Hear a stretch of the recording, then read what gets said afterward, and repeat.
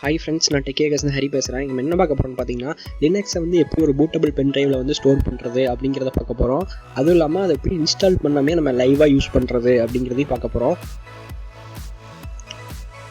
First வந்து Linux OS வந்து download பண்ணிக்கிங்க.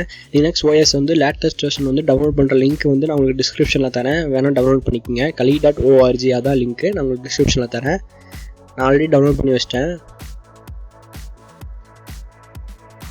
அதுக்கப்புறம் வந்து ரஃப்யூஸ் அப்படிங்கிற ஒரு சாஃப்ட்வேர் வந்து டவுன்லோட் பண்ணிக்கோங்க. இது வந்து எதுக்கு யூஸ் ஆகுதுன்னா, ஒரு நார்மல் பென்ட்ரைவ் வந்து பூட்டபிளாக சேஞ்ச் பண்ணுறதுக்கு யூஸ் ஆகுது. இதில் வந்து நீங்கள் விண்டோஸ் 10, விண்டோஸ் 7, விண்டோஸ் XP எல்லாத்தையுமே பூட்டபிளாக சேஞ்ச் பண்ணிக்கலாம். அதை ஓப்பன் பண்ணிக்கோங்க. ஓப்பன் பண்ணிட்டு இது எல்லாமே அப்படியே இருக்கட்டும். இங்கே வந்து ஃப்ரீ டாஸ்ன்னு இருக்கும், அதை கிளிக் பண்ணி ஐஎஸ்ஓன்னு மாற்றிக்கங்க.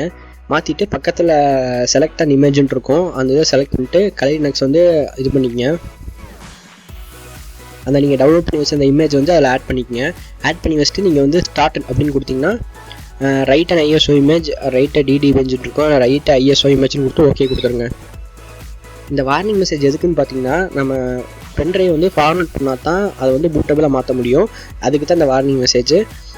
ஓகே கொடுத்தீங்கன்னா உங்கள் பென்ட்ரைவில் இருக்க ஃபைல்ஸ் எல்லாமே டெலிட் ஆகிரும். உங்களுக்கு பேக்கப் பண்ணணும்னா முன்னாடியே பேக்கப் பண்ணி வச்சுக்கோங்க. இதுக்கப்புறம் நம்ம பேக்கப் பண்ண முடியாது. இப்போ ஓகே கொடுத்துட்டேன். இப்போ நான் இமேஜ் ஃபைல் அப்படின்னு சொன்னது வந்து நம்ம விண்டோஸ் ஃபைல் தான். விண்டோஸ் ஃபைல்ஸ் வந்து எப்போவுமே இமேஜ் ஃபைல் தான் சொல்லுவாங்க, ஏன்னா .iso அப்படிங்கிறது சேவ் ஆகும், அதனால இமேஜ் ஃபைல்ஸ் சொல்லுவாங்க. இது முடிய கொஞ்சம் டைம் ஆகும், வெயிட் பண்ணுவோம்.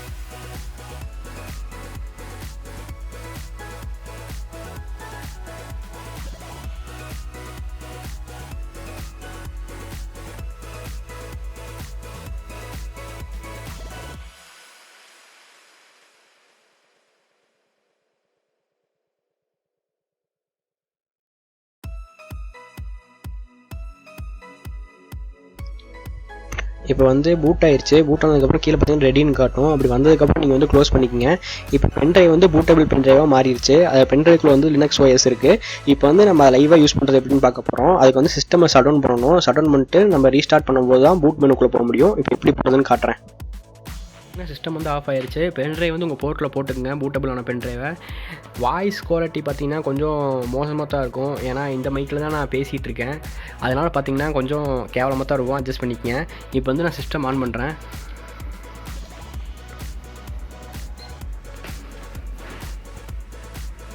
ஆன் பண்ணதுக்கப்புறம் F2 அமுத்திக்கங்க. ஒவ்வொரு சிஸ்டத்துக்கும் ஒவ்வொரு மாதிரி இருக்கும். என்னோடய சிஸ்டத்துக்கு பூட் மெனுக்கு போகிறக்கு F2 அமுத்தணும்.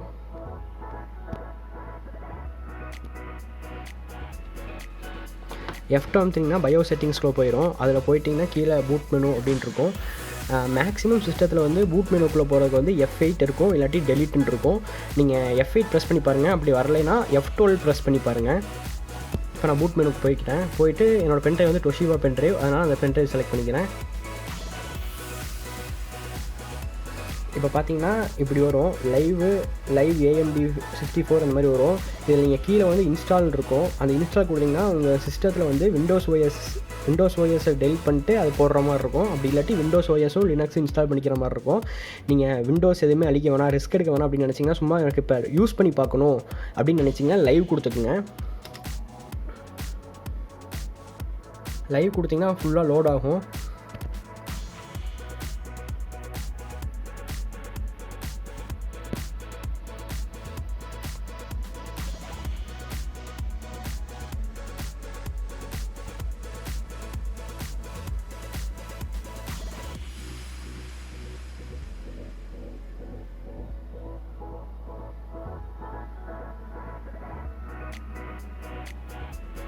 லோட் ஆகிட்டு உங்களுக்கு வந்து ஓப்பன் ஆயிரும்.